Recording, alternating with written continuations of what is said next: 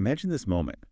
A really pivotal announcement lands, shakes the whole community. Yeah. A beloved teacher, someone everyone looks up to, who says they're leaving, and soon. That's a huge thing.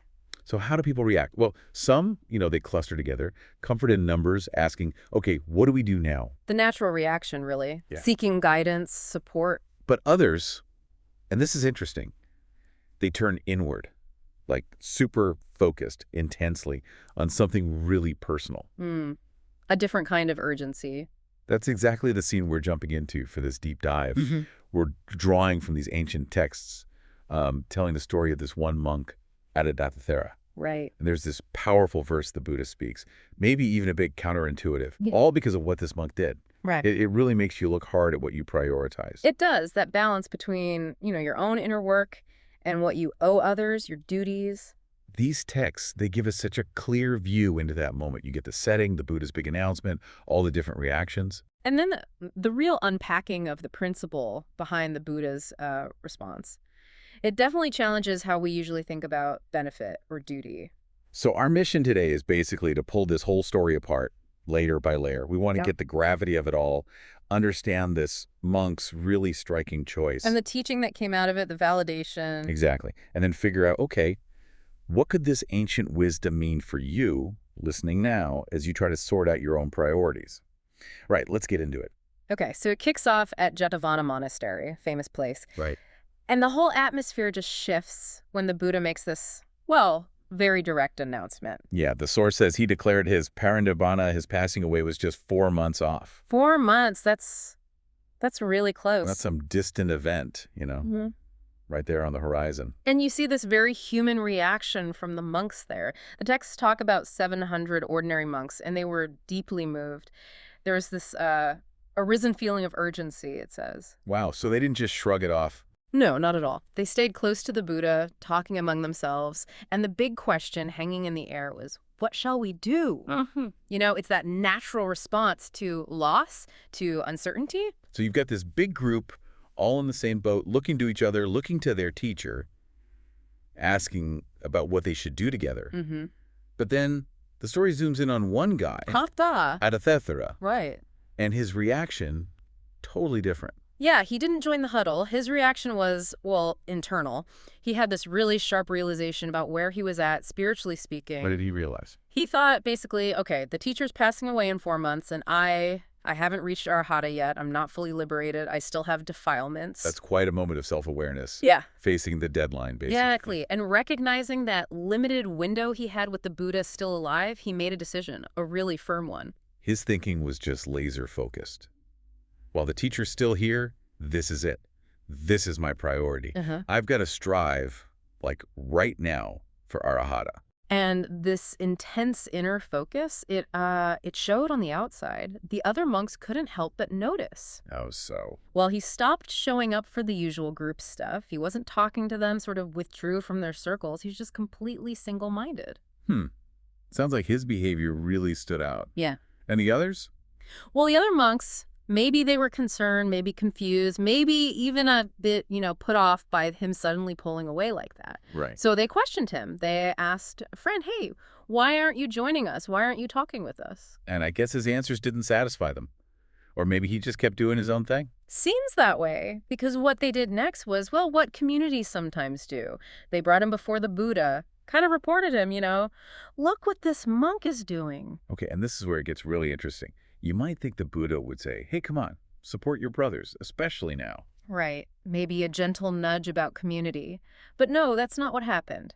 The Buddha just asks Attadattha straight up, why are you acting like this? And the monk's reply is just plain honest, no excuses. Totally. He just says, blessed one, look, I heard you'll be passing away in 4 months. So my one focus right now, while still here, is striving to attain arahata.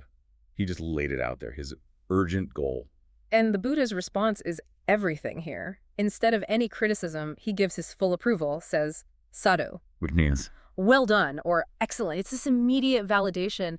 And it's surprising, right? It definitely. It tells you that, from the Buddha's perspective, what looked maybe self-centered was actually the right thing for him in that situation, praiseworthy even. And he didn't stop there. He used it as a teaching moment. He did. He said, look, anyone who really cares about me, who wants to show respect, should be like Attadatthattha. Wow. So not just okay, but exemplary. Exactly.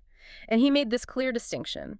True respect isn't really about the external stuff, the material offerings, bringing scents or flowers, the outward show of devotion. The highest respect, he emphasized, is practicing the Dhamma according to the Dhamma, living the teachings, basically. Dhammanudhammapaipatiya. Living it, not just showing it. Precisely. So he concluded others should also aim to be like Attadattha, meaning focus their effort like him when appropriate. And it was right then, in that context, that he spoke the verse that's kind of the heart of this whole story. A verse that honestly can sound a bit challenging today with all our focus on, helping others. In Pali, it's Attadattha paratina bahunapi napake. Attadattamabinyaya satapasutosya.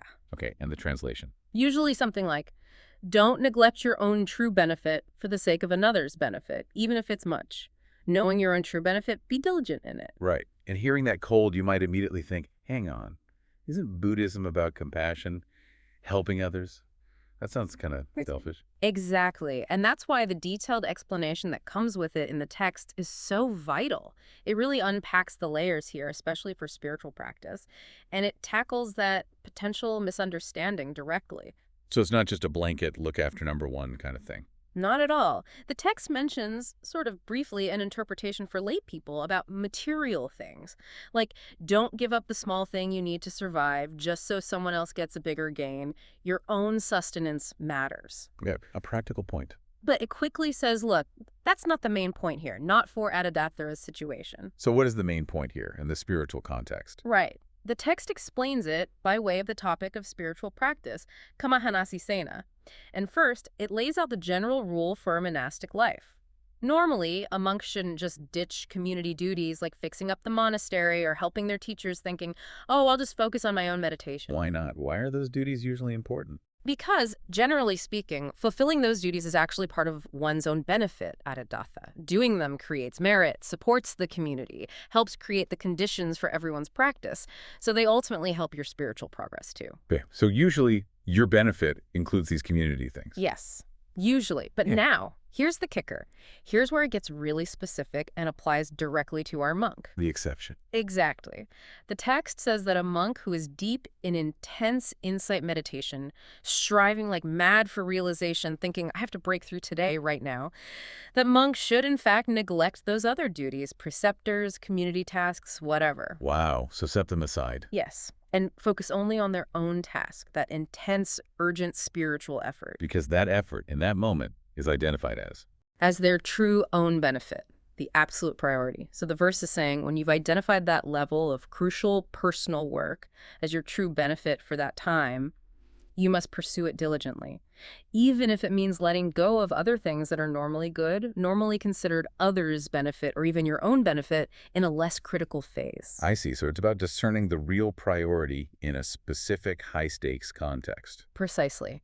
And that's why the Buddha gave Attadatthattha the big sadhu. He correctly identified his true urgent benefit and acted on it single-mindedly. And what was the result of all that focus, that validated effort? Well, the story wraps up neatly. The source says that right at the end of that teaching, that whole discourse, the elder monk, Attadatthattha, attained arahantship, full liberation. Right there and then. Right there and then. His urgent prioritized striving paid off in the ultimate way. A powerful outcome. Definitely. A strong testament to that focused effort when it's aimed at the right thing.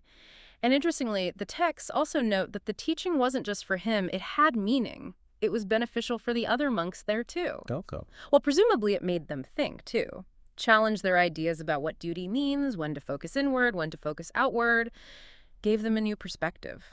Okay, so bringing this back, what does this ancient story, this potentially tricky verse, mean for you listening today, trying to navigate your own life? Well, it's definitely not a free pass to just ignore everyone and everything for whatever you feel like doing. That's not it at all. Right. But it does challenge our sometimes surface-level ideas about duty and self-interest and how we prioritize our energy, our time. So while contributing to family, work, community, that's obviously important, generally essential. Yes, hugely important. But this story suggests there might be these crucial moments, maybe phases in life, where your true benefit, like really fundamental personal growth or deep healing, or essential learning that you absolutely need for your long-term well-being, that requires such an intense, focused effort that you might actually need to temporarily say no to other demands, even good, important demands. The real wisdom then seems to be in the discernment part, figuring out what is your true benefit. Exactly. Is it just chasing the next promotion?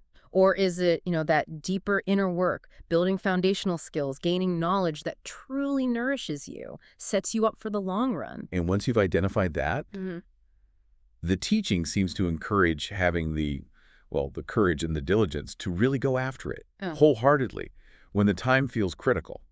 Just like Attadattha did, facing that 4-month deadline with the Buddha. It makes you wonder, doesn't it? Are we sometimes so caught up in just being busy doing things for others or for how it looks that we neglect that really critical inner work or that foundational project that is actually our deeper, truer benefit waiting to be addressed? That's a very pointed question. So maybe think about the different parts of your own life. Your health, maybe learning something new, your personal growth, relationships, career, maybe a creative project. All these areas. And ask yourself, what is my Attadattha, my true benefit right now? Or perhaps in this coming phase of my life? And then the follow-up, am I really pursuing that diligently? Even if it means making some tough calls, maybe unpopular ones, but where my focus, my energy really needs to go. Yeah. It's a challenging thought to sit with, for sure. What truly matters most right now for your genuine progress? And are you giving it the attention it deserves?